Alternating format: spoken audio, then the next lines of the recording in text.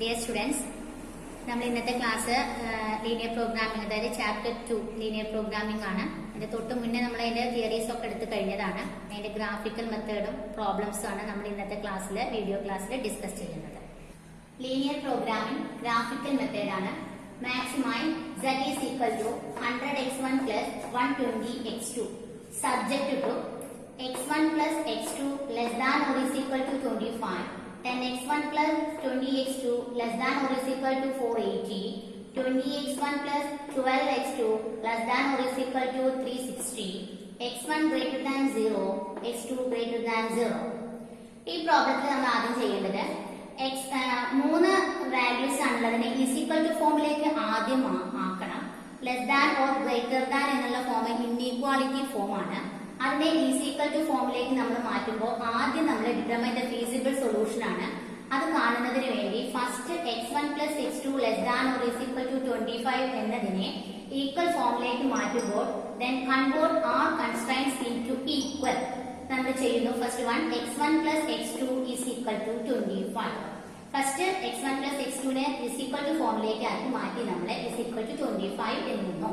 Then let x1 is equal to 0. ഇനി x1 ന്റെ value നമ്മൾ 0 കൊടുക്കുമ്പോൾ x1 is equal to 0 കൊടുത്തു കഴിഞ്ഞാൽ x1 0 plus x2 is equal to 25, that is x is equal to 25. അപ്പോൾ നമുക്ക് x2 is equal to 25 കിട്ടി. Then x2 is equal to 0 കൊടുക്കുന്നു. അപ്പോൾ x1 ആദ്യം 0 കൊടുത്തു, then x2 0 കൊടുക്കുമ്പോൾ then x1 is equal to 25. x2 is equal to 25 കിട്ടുമ്പോൾ the points are 0, 25. That is the x1 is the point, it is 0. x2 is the point, it is 25. Then x2 is equal to 0 കൊടുക്കുമ്പോൾ x1 is equal to 25. That is so the points are 25, 0. ഇനി നമുക്ക് രണ്ട് points കിട്ടിക്കഴിഞ്ഞാൽ 0, 25, 25, 0 എന്നീ രണ്ട് പോയിന്റ്സുകൾ കിട്ടിക്കഴിഞ്ഞാൽ plot the point 0, 25, 25, 0 and join the we will get a straight line. നമുക്കൊരു straight line അതിലൂടെ വരയ്ക്കാൻ കഴിയും. അപ്പൊ നമ്മൾ ഒരു സ്കെയിലും പെൻസിലും എടുത്ത് ഒരു ഗ്രാഫിക്കൽ മെത്തേഡാണ് ഗ്രാഫ് വരയ്ക്കുന്നു. OX ആക്സിസും OY ആക്സിസും നമ്മൾ വരയ്ക്കുന്നു. OXൽ നമ്മൾ വരുന്നത് x1 ഇവിടെ 25 ആണ്, x2 ഇവിടെ 25 ആണ്. അപ്പോൾ OX എന്ന് പറഞ്ഞാൽ ഇവിടെ x1 ആണ്, OY എന്ന് പറഞ്ഞാൽ x2 നെയാണ് സൂചിപ്പിക്കുന്നത്. അപ്പൊ 25 ആകത്തക്ക വിധത്തിൽ നമ്മൾ സ്കെയിൽ ഉപയോഗിച്ച് ഓരോ സെന്റിമീറ്റർ അവിടെ അടയാളപ്പെടുത്തുന്നു.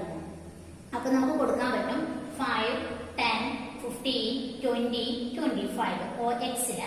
OYല് നമുക്ക് കൊടുക്കാൻ പറ്റും 5, 10, 15, 20, 25 എന്നിങ്ങനെ OYല് നമ്മൾ കൊടുത്തു കഴിഞ്ഞു. ഇനി x1 0യും x2 25 ആണ്. ഫസ്റ്റ് പോയിന്റ് വരുന്നത് x1 0, അതായത് OXല് 0യും x2 25 വരുന്ന ഒരു പോയിന്റ് ഇവിടെയാണ് വരിക. അപ്പൊ നമ്മൾ അവിടെ ജസ്റ്റ് ഒരു പോയിന്റ് സ്റ്റാർട്ട് ചെയ്യാം. അതേപോലെ x1 25ഉം x2 0യുമാണ് വരുന്നത്. x1 25 ഇവിടെയാണ് വരുന്നത്, x2 0 ഇവിടെയാണ് വരുന്നത്. അപ്പൊ രണ്ടിലും നമുക്ക് ജോയിൻ ചെയ്തുകൊണ്ട് x1 ന്റെ വാല്യൂസിനെയും x2 ന്റെ വാല്യൂസിനെയും ജോയിൻ ചെയ്തുകൊണ്ട് 25, 25 എന്നുള്ള രീതിയിലേക്ക് നമ്മൾ സ്കെയിൽ ഉപയോഗിച്ച് ഒരു സ്ട്രേറ്റ് ലൈൻ ഗ്രാഫ് വരയ്ക്കുന്നു. അപ്പൊ നമുക്ക് ഇങ്ങനെയുള്ള x1 plus x2 is equal to 25 എന്നുള്ള ഒരു ഗ്രാഫ് നമുക്ക് ലഭ്യമാണ്.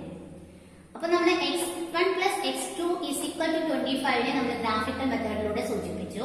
Then next one 10x1 plus 20x2 less than or is equal to 480 എന്നതിനെ നമ്മൾ is equal to ഫോമിലേക്ക് ആക്കിയപ്പോൾ 10x1 plus 20x2 is equal to 480 എന്ന് കിട്ടി, 480 എന്ന് കിട്ടി. അതിനെ നമ്മൾ put any values to x1 is equal to 0. നമ്മൾ ഓരോ x1 ന് 0 then x2 ന് 0 ആയിട്ട് നമ്മൾ കൊടുക്കുന്നു. We will get 10 into 0 plus 20x2 is equal to 480 എന്ന് കിട്ടും. അതായത് 10 into 0 പറഞ്ഞാൽ 0 ആണ്, 20x2 is equal to 480, then x2 is equal to 480 by 20 is equal to 24 എന്ന് കിട്ടി. Then the points are 0 and 25 എന്നുള്ള രണ്ട് പോയിന്റ്സ് നമുക്ക് ലഭ്യമാണ്. Then x2 is equal to 0. ഈ വാല്യൂസിന് x1 ആണ് 0 കൊടുത്തത്, then x2 is equal to 0 കൊടുക്കുന്നു. We will get 10x1 plus 20 into 0 is equal to 480. 10x1 is equal to 480. x1 is equal to 480 divided by 10 is equal to 48. The points are 48, 0. രണ്ട് physical സൊല്യൂഷണൽ and പോയിന്റ്സുകൾ നമുക്ക് ലഭ്യമായി. First, the points are 0, 25. The second the points are 48 and 0. Then നമ്മൾ next ചെയ്ത പോലെ തന്നെ plot these points also on A graph. നമ്മൾ ഗ്രാഫിൽ അത് ഈ പോയിന്റുകൾ അവിടെ പ്ലോട്ട് ചെയ്യുന്നുണ്ട്. ഓ എക്സിൽ നമ്മൾ ശ്രദ്ധിക്കുക, x1 x2 എന്നുള്ള ഗ്രാഫ് രീതിയിൽ എക്സും വൈയും ആയിട്ട് നമ്മൾ വരയ്ക്കുക. അപ്പൊ നമുക്ക് കിട്ടുന്നത് ഒന്ന് x1 0, x2 24 ആണ്. മറ്റേതില് x1 48, x2 0 ആണ്. അപ്പൊ x1ൽ 48 വരെ വേണം. അപ്പൊ ഏകദേശം നമുക്ക് 50 വരെ നമുക്ക് ഇവിടെ അടയാളപ്പെടുത്താൻ പറ്റും. x2ൽ 24 ആണ്. അപ്പൊ നമുക്ക് ഒരു 25 വരെ അടയാളപ്പെടുത്താം. 30 കൊടുത്താണ് 25 വരെ അടയാളപ്പെടുത്തിയാൽ മതി. അതിനുശേഷം നമ്മൾ പോയിന്റ്സുകൾ അടയാളപ്പെടുത്തിയിട്ട് x1ൽ 0യും x2ൽ 24, 25 കുറച്ച് താഴെയായിട്ട് പോയിന്റ് അടയാളപ്പെടുത്തുക. ആദ്യം നമ്മൾ മുന്നത്തെ വരച്ച x1 + x2 = 25 ആൾറെഡി വരച്ചു വെക്കുക. പിന്നെ അതിനുശേഷമാണ് രണ്ടാമത്തെ ഗ്രാഫ് വരുന്നത്. ഓരോ ഗ്രാഫുകൾ എങ്ങനെ വരുന്നു എന്നാണ് സൂചിപ്പിക്കുന്നത്. രണ്ടാമത്തെ ഗ്രാഫാണ് ഇവിടെ വരുന്നത്. രണ്ടാമത്തത് വരുമ്പോൾ x1 0, x2 24 ഇവിടെ അടയാളപ്പെടുത്തി. സെക്കൻഡ് വൺ x1 48, 50ക്ക് തൊട്ട് താഴെയായിട്ട് അടയാളപ്പെടുത്തുക. x2 = 0. അതിനെ തമ്മിൽ ജോയിൻ ചെയ്ത് വരച്ചു കഴിഞ്ഞാൽ നമുക്ക് 10x1 + 20x2 = 480 എന്നുള്ള മറ്റൊരു ഗ്രാഫ് കൂടി കിട്ടും. ആദ്യത്തെ ഗ്രാഫായ x1 + x2 = 25 എന്നുള്ള ഫസ്റ്റ് ഗ്രാഫും രണ്ടാമത്തെ ഗ്രാഫായ 10x1 + 20x2 = 480 എന്നുള്ള സെക്കൻഡ് ഗ്രാഫും ഇതിൽ തന്നെ കൂടെയായിട്ട് വരും. ഇനി നമുക്ക് അടുത്തത് ചെയ്യാനുള്ളത് മൂന്നാമത്തെ ഗ്രാഫ് ആയിരിക്കും. തേർഡ് കൺസ്ട്രെയിന്റ് ആണ്. ഫസ്റ്റ് കൺസ്ട്രെയിന്റും സെക്കൻഡ് കൺസ്ട്രെയിന്റും കഴിഞ്ഞു. നമ്മൾ ഈ തേർഡ് കൺസ്ട്രെയിന്റ് ആണ് വരുന്നത്. 20x1 + 12x2 = 360. Put any value to x1 = 0. Then x1 ന് 0 കൊടുക്കുമ്പോൾ 20 × 0 + 12x2 = 360. 12x2 = 360. x2 = 30. 0, 30 എന്ന രണ്ട് പോയിന്റ്സുകൾ നമുക്ക് കിട്ടും. Then put x2 = 0. നമ്മൾ x2ന്റെ വാല്യൂ 0 കൊടുക്കുമ്പോൾ 20x1 + 12 × 0 = 360.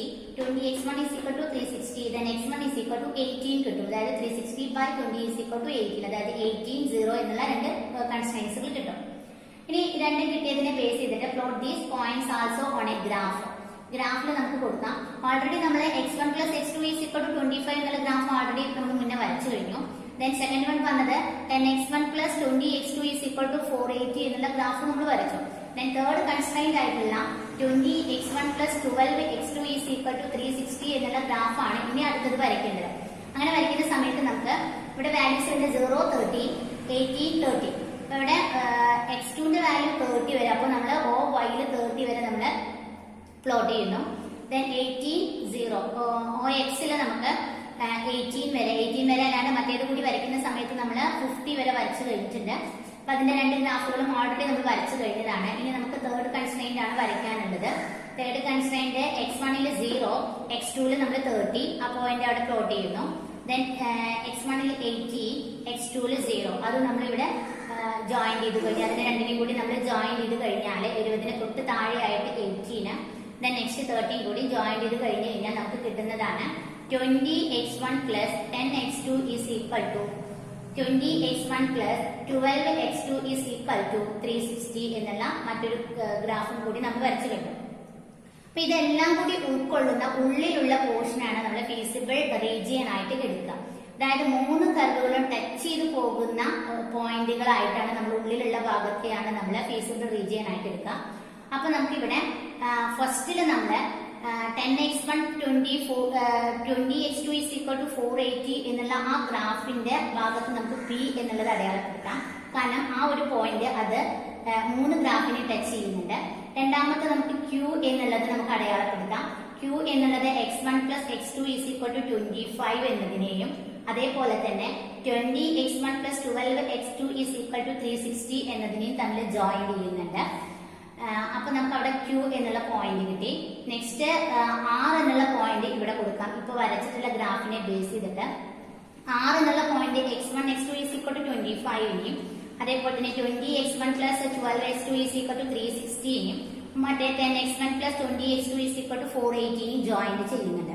അപ്പൊ അങ്ങനെ എല്ലാം ജോയിൻ ചെയ്തുകൊണ്ട് നമ്മൾ അതിന് കൂടിയുള്ള പോയിന്റ് ആയിട്ട് R എന്നുള്ളത് കൊടുക്കും.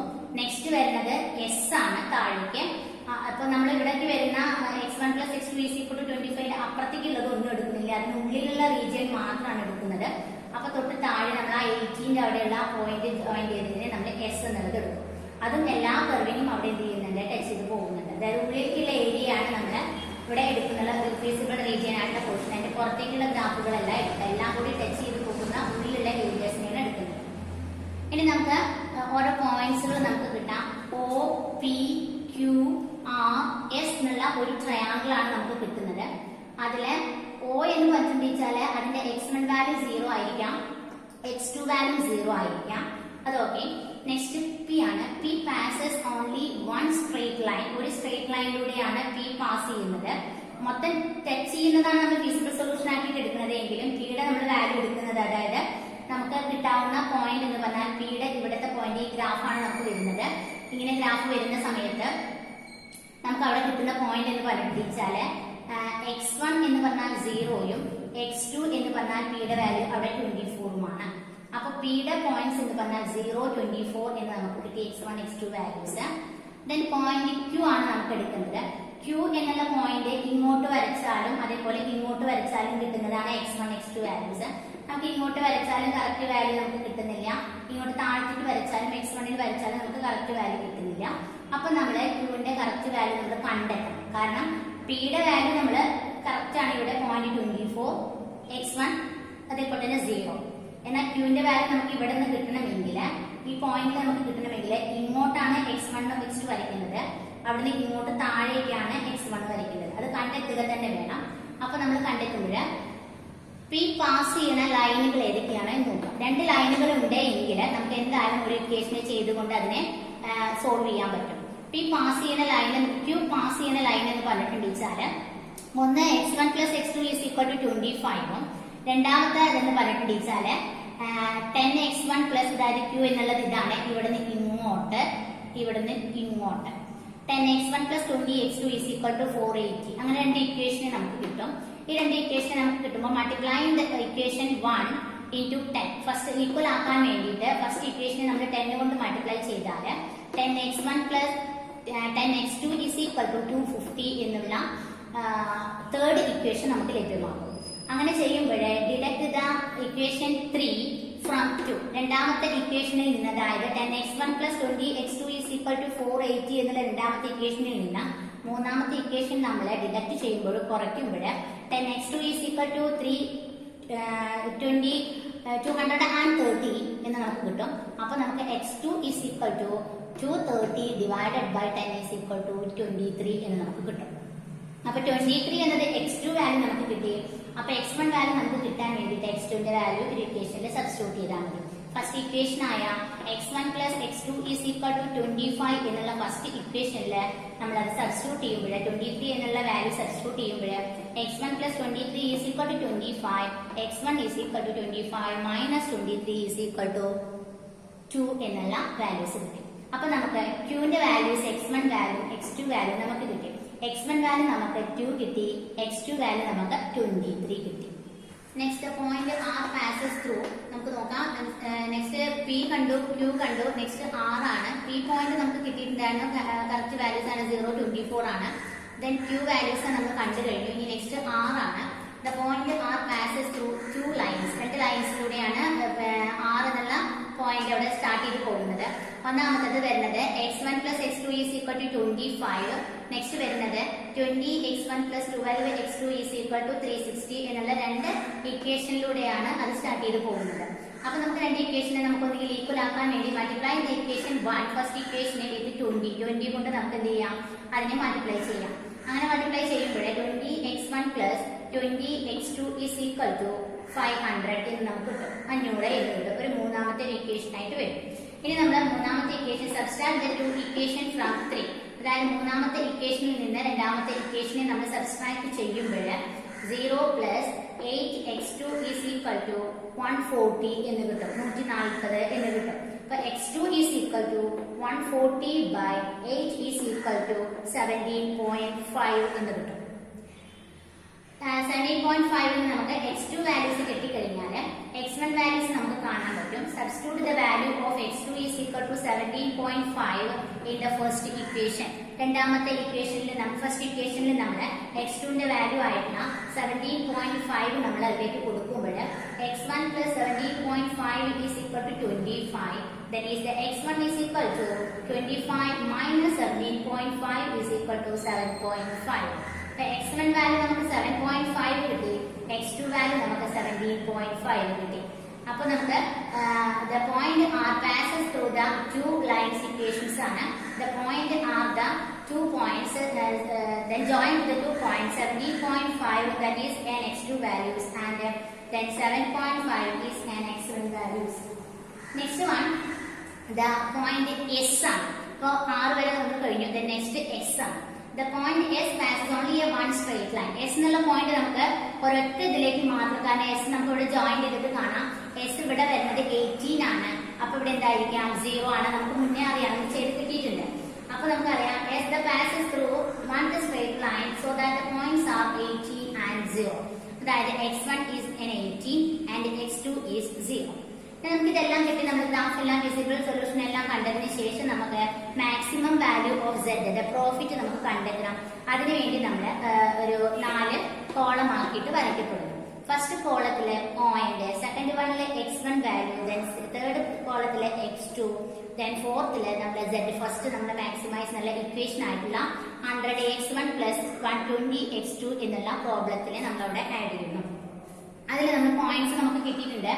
O P Q R S, അതായത് O P Q R S എന്നുള്ള 5 പോയിന്റ്സുകളാണ് നമുക്കുള്ളത്.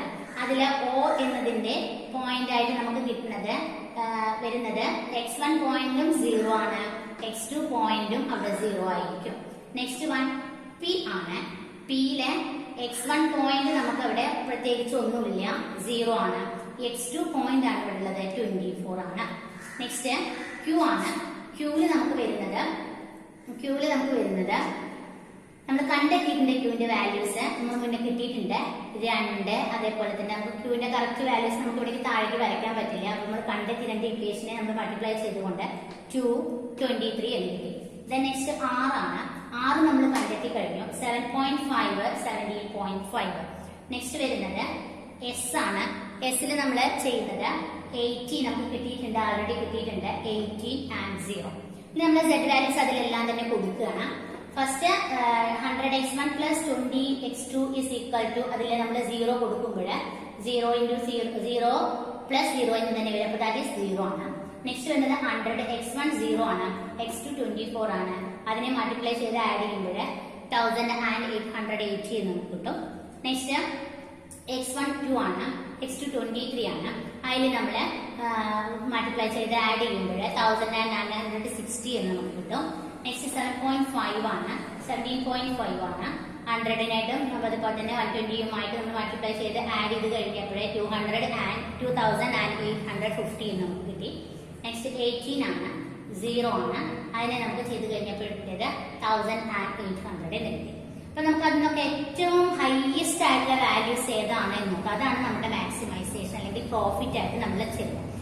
2880, 2960, 2850, 1800. ഇതിൽ ഏറ്റവും വലുതായിട്ട് വരുന്നത് 2960. അതായത് ഏത് പോയിന്റിലാണ് നമുക്ക് ഏറ്റവും വാല്യൂ ആയിട്ട് വരുന്നത് 2x1 വാല്യൂവും x2 23 ആയിരിക്കുമ്പോഴാണ് ഏറ്റവും കൂടുതൽ മാക്സിമൈസേഷൻ പ്രോഫിറ്റ് നമുക്ക് ലഭ്യമാകുന്നത്.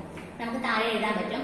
The maximum value of z is ₹2,960. It happen at the point. ഇതിലൂടെയാണ് സംഭവിക്കുന്നത് എന്ന് വെച്ചാൽ 2 അതേപോലെ തന്നെ 23 എന്നുള്ളത്. അപ്പൊ നമ്മുടെ മാക്സിമം പ്രോഫിറ്റ് കൂടി കണ്ടു കഴിഞ്ഞാൽ ഈ പ്രോബ്ലം അത് കംപ്ലീറ്റ് ആയിക്കും.